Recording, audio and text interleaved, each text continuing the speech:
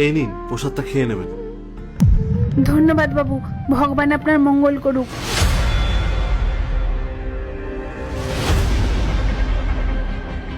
আরে, এই গলাটা তো পুরো আমার মায়ের মতো। ইন্দ্র, তোমার কি মাথা খারাপ হয়ে গেছে নাকি? চলো, মা তো তীর্থযাত্রায় গেছে। আরে পায়েল, তুমি সব কি বলছো?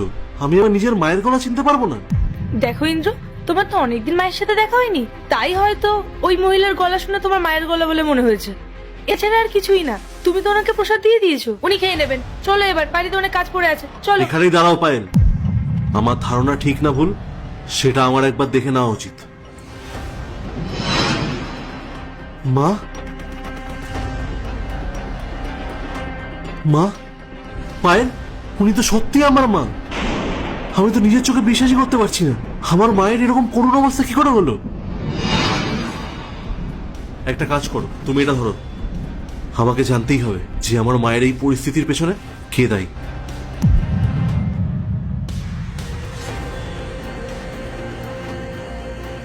শুনছেন? না না, আমি এটা দেবো না। আমার খুব খিদে পেয়েছে, আমাকে একটু খেতে দাও। আমি আপনার খাবার কিনে নেবো না, আপনি নিশ্চিন্তে খান। আচ্ছা, আমি আপনাকে একটা কথা জিজ্ঞেস করতে পারি? সর্বনাশ, এখন যদি এই বুড়ি বলে দেয় যে আমি ওর সাথে কি কি করেছি, তাহলে আমার আর রক্ষে থাকবে না। এখান থেকে পালানোই ভালো। হ্যাঁ বাবা, বলো, কি জিজ্ঞেস করবে? আপনাকে দেখে তো মনে হচ্ছে আপনি খুব ভালো পরিবারের মানুষ। তাহলে কেন আপনি এই মন্দিরের সামনে এইভাবে বসে আছেন? আপনার কি কোনো ঘর নেই, পরিবার নেই? হ্যাঁ বাবা, আছে তো, আমার পরিবার আছে। সেই পরিবারে আমার ছেলে আছে, আমার বৌমা আছে। তাহলে আপনি বাড়িতে থাকছেন না কেন? আপনার ছেলে কি আপনাকে বাড়িতে থাকতে দেয় না? বাড়ি থেকে কি বের করে দিয়েছে? না না, সেরকম কিছু না।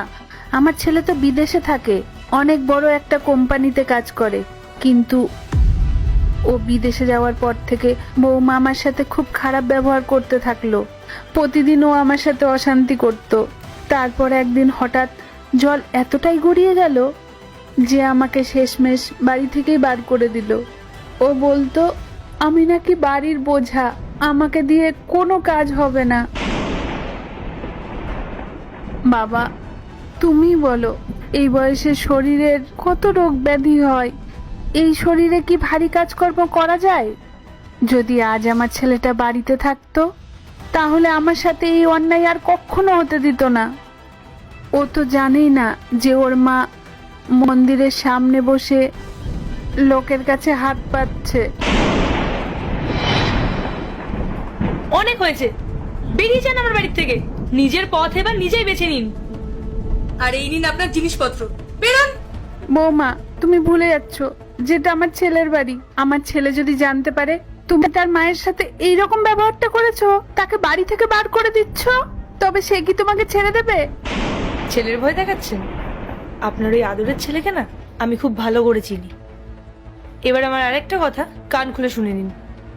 এই শহর থেকে অনেক দূরে চলে যাবেন, যাতে আপনার ছেলে আপনাকে আর কোনোদিন খুঁজেই না পায়। একে তো বয়স হয়েছে, তার মধ্যে ঘরের আর একটা কাজও আপনি করতে পারেন না। বসে বসে আমার অন্ন ধ্বংস করছেন।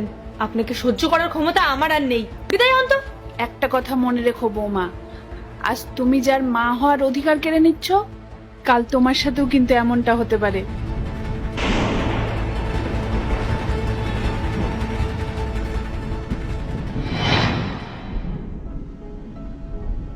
আপনি কোনো রকম ভাবে আপনার ছেলের সাথে যোগাযোগ করার চেষ্টা করেননি? ও তো বিদেশে থাকে, ওর সাথে আমি কি করে যোগাযোগ করতাম? আর আমার কাছে যে একটা ফোন ছিল, সে ফোনটাও আমার বৌমা ভেঙে ফেলে দিয়েছে। তাই আমি আর ওর সাথে কোনোদিন যোগাযোগ করতে পারিনি। কিন্তু আমার সেই বিশ্বাস আছে, আমার ছেলে যেদিন বিদেশ থেকে ফিরবে, ও আমাকে ঠিক খুঁজে বার করবেই। তুমি ঠিক বলেছো মা। আমি থাকতে তোমার সাথে এই অন্যায় কেউ করতে পারতো না। ইন্দ্র, ইন্দ্র বাবা, তুই তুই আমাকে ছেড়ে চলে গিয়েছিলিস।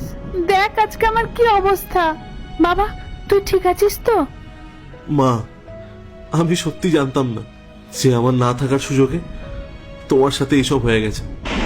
আমি বিদেশে এই ভেবে নিশ্চিন্ত ছিলাম যে বাড়িতে তোমার বৌমা আছে, ও তোমাকে নিজের মায়ের মতো আগলে রাখবে। আমি স্বপ্নেও ভাবিনি যে ও তোমাকে বাড়ি থেকে বার করে দেবে। তুমি জানো মা, আমি ফেরার পর যখন ওকে জিজ্ঞেস করলাম যে তুমি কোথায়, ও আমাকে মিথ্যে বললো। ও আমাকে বললো তুমি নাকি তীর্থ করতে গেছো, আর ও আমাকে বলেছিল তুমি নাকি ফোনও সাথে করে নিয়ে যাওনি, তাই তোমার সাথে কোনো যোগাযোগ করা যাচ্ছে না। আমি ওর কথা বিশ্বাস করে অনেক ভুল করেছি মা। মিথ্যে কথা বলেছে বাবা, আমি কোনো তীর্থে যাইনি। ও আমাকে বাড়ি থেকে অপমান করে বার করে দিয়েছে। কেন জানিস? কারণ ও নাকি আমার সেবা করতে পারবে না। ও আমায় দিয়ে ঘরের সব কাজ করাতো। ওর কাছে ওষুধ কেনার জন্য আমি কয়েকটা টাকা চেয়েছিলাম, ও আমাকে টাকা তো দিলই না, বরং আমাকে বাড়ি থেকে বার করে দিল। মা, আমাকে ক্ষমা করে দাও মা, আমি সত্যি কিছু জানতাম না। আজ আমার জন্যই তোমার এই অবস্থা। না রে বাবা, তুই জানলে কি আমার আজ এই রকম অবস্থা হতো? মা, তুমি অনেক কষ্ট সহ্য করেছো, কিন্তু আর এক মুহূর্তও না। তুমি এখনই আমার সাথে বাড়িতে চলো। আর পায়েল, ওর শাস্তি ওকে পেতেই হবে। ও যা অন্যায় করেছে, যে বাড়ির লক্ষ্মীকে ও বাড়ি থেকে বার করে দিয়েছে, সেই বাড়িতে থাকার অধিকার ওর নেই। ওকে আজই আমি বাড়ি থেকে বার করে দেবো। চলো মা, তুমি ওঠো।